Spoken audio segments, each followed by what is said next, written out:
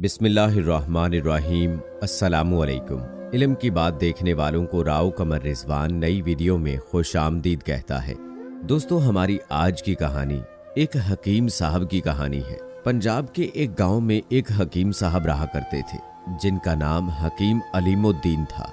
बेहद मुत्तकी, कनात पसंद और अल्लाह तवक्कल वाले साबिर और शाकिर आदमी थे, जो कभी अपनी मुसर्रत, तंगदस्ती और अपनी नाकदरी पर जलते कुड़ते नहीं थे, बल्कि उसे अल्लाह की मर्जी समझकर उस पर शुक्रगुजारी करते रहते।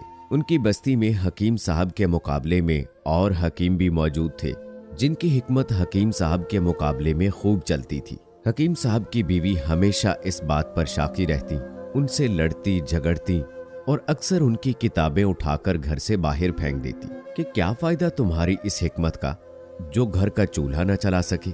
नेक दिल हकीम साहब जवाबन बीवी से उलझने के उन्हें सब्र शुक्र की तलकीन करते, अच्छे दिनों की उम्मीद दिलाते जो कि आ ही नहीं रहे थे। एक मर्तबा हकीम साहब के यहाँ कई दिनों तक चूल्हा न जला। उनके खानदान पर फाके गुजरने लगे और उनकी बीवी के ताने दराज होते चले गए। हकीम साहब शदीद आजर्दगी की हालत में आकर मस्जिद में जाकर बैठ गए। वहां उन्होंने नमाज इशा अदा की और घर जाने की बजाय वहीं रुक गए। नमाज तहज्जुद के वक्त उन्होंने उठकर वजू किया, नमाज अदा की और अल्लाह के हजूर सजदा रेज होकर रोने गिड़गिड़ाने लगे कि या इलाही, मेरी ऐसी नाकदरी क्यों हो रही है, मैं ऐसी नाकदर शनासी का शिकार क्यों हूँ। नमाज फजर तक हकीम साहब उसी तरह अल्लाह के हजूर रोते गिड़गिड़ाते और उससे उसके फजलो करम की भीख मांगते रहे। फिर जब उन्होंने सजदे से सर उठाया तो सजदे की जगह उनके आंसुओं से भीग चुकी थी। उनका दिल बेहद और एक तरह का रूहानी सुकून महसूस कर रहा था। इसी दौरान दूसरे नमाजी भी मस्जिद में आना शुरू हो गए। हकीम साहब ने उनके साथ नमाज फजर अदा की और घर आ गए। उन्होंने सोचा थोड़ी देर सो लूं, फिर जाकर अपना मतब खोलूंगा। लेकिन उस वक्त घर के दरवाजे पर दस्तक हुई। उन्होंने जाकर दरवाजा खोला तो बाहर एक सिपाही को पाया। सिपाही ने कहा कि उनके लश्कर का सालार शदीद पेट के दर्द में मुब्तला है, वो चलकर उसे देख ले। हकीम साहब समझ गए कि सालार दर हकीकत दर्द कॉलेज में मुब्तला था। उन्होंने दवाइयां साथ लीं और सिपाही के साथ लश्कर की जगह पहुंच गए। सालार अपने खैमे में बिस्तर पर पड़ा बुरी तरह दर्द से तड़प रहा था। हकीम साहब ने उससे अपनी दवा इस्तेमाल कराई। थोड़ी देर में उसकी हालत संभलनी शुरू हो गई, यहाँ तक कि उसका दर्द जाता रहा और वो बिस्तर पर उठकर बैठ गया। उसने हकीम साहब का शुक्रिया अदा करने और उनकी हिकमत को सराहने के साथ साथ उन्हें एक अशरफियों की थैली भी दे दी। हकीम साहब अल्लाह की इस मेहरबानी पर बहुत शुक्रगुजार हुए और अपने घर वापस आ गए। उन्होंने अपने घर वालों को तमाम किस्सा सुनाया और उन्हें अशरफियों की थैली दिखाई और कहा कि उन्हें अपना गांव छोड़कर किसी बड़े शहर चले जाना चाहिए।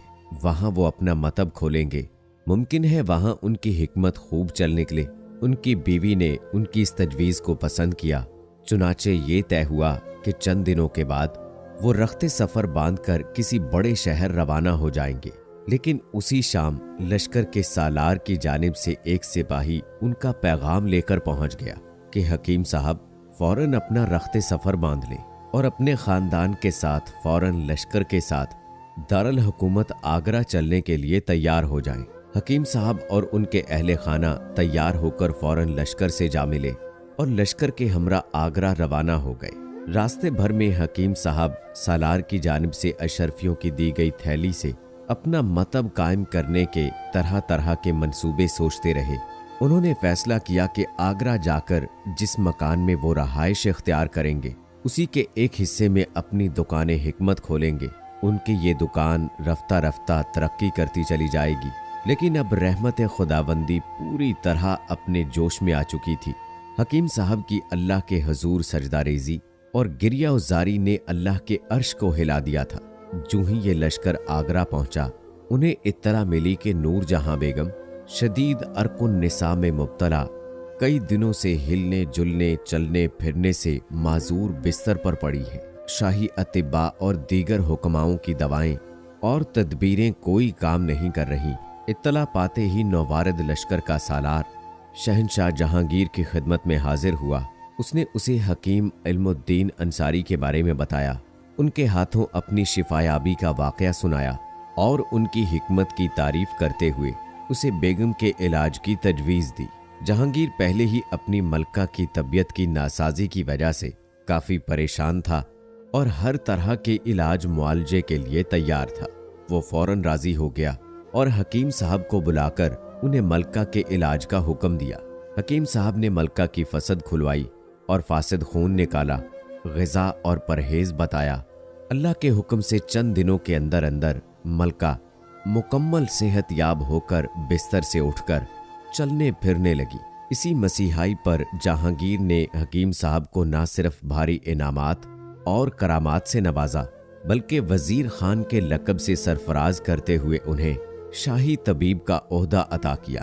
پھر انہیں 5000 منصب، ایک شاندار محل، نوکر چاکر، ہاتھی گھوڑے بھی عطا کیے۔ یوں حکیم صاحب کے ہاں دولت کی ریل پیل ہو گئی۔ ان کی بیوی جو ان کی ناکام حکمت پر نالاں اور ہر وقت شکوہ کے نہ رہتی تھی، اب بڑی شان کی زندگی گزارنے لگی۔ ان کے بچے عیش و آرام سے رہنے لگے، لیکن اس کایا کے پلٹ جانے کے باوجود حکیم صاحب کی عجز و انکساری، تقوی اور دینداری میں کوئی فرق نہ آیا۔ انہوں نے اپنا دامن ہمیشہ امیرانہ زندگیوں سے بچا کر رکھا اور اپنے آپ کو نیکی اور بھلائی کے کاموں کے لیے وقف کر دیا۔ انہوں نے بے شمار مساجد، مدرسے، سرائیں، سڑکیں اور پل تعمیر کروائے، بیواؤں اور یتیموں کے وظائف مقرر کیے۔ نیکی کے ہر کام کے لیے ان کے ہاتھ ہمیشہ کھلے رہتے۔ پھر جہانگیر کے بعد شاہ جہاں تخت بادشاہت پر آیا، اس نے بھی حکیم صاحب کی بے حد افزائی اور قدر کی، انہیں 7000 منصب اور جاگیر عطا کی۔ اب حکیم صاحب کی شان و شوکت میں اور بھی اضافہ ہو گیا۔ انہیں بلند مقام اور دولت کی ریل پیل کے باوجود حکیم صاحب اللہ کے احسان کو کبھی نہیں بھلاتے تھے اور بدستور نیکی اور بھلائی کے کام کرتے رہے۔ اس زمانے میں انہوں نے اپنے گاؤں کے قریب وزیر آباد شہر آباد کیا اور پرشکوہ مسجد تعمیر کروائی۔ وہ اور بھی بہت سے نیکی کے کاموں کی خواہش دل میں لیے تھے اور یقیناً انہیں کر ڈالتے کہ اللہ کے حضور ان کا بلاوا آ گیا۔ دوستو، یہ ہے ایک سچے سجدے کی کہانی۔ بے شک جب انسان صدق دل کے ساتھ اللہ تعالیٰ کے ساتھ لو لگا لیتا ہے تو اسے دنیا بھی مل جاتی ہے اور آخرت بھی مل جاتی ہے، لیکن جو انسان صرف اس دنیا کے حصول میں لگ جاتا ہے تو نہ اسے یہ دنیا ملتی ہے اور وہ آخرت میں بھی ناکام رہتا ہے۔ اللہ سے دعا ہے کہ اللہ تعالیٰ ہمیں بھی ہر حال میں شکر ادا کرنے کی توفیق عطا فرمائے، سجدوں میں وہ لذت عطا فرمائے جو صحابہ کرام رضوان اللہ اجمعین کو حاصل تھی، چونکہ انہوں نے اپنی زندگی کو اللہ تعالیٰ اور نبی کریم صلی اللہ علیہ وآلہ وسلم کے بتائے ہوئے طریقوں کے مطابق ہی گزارا تھا۔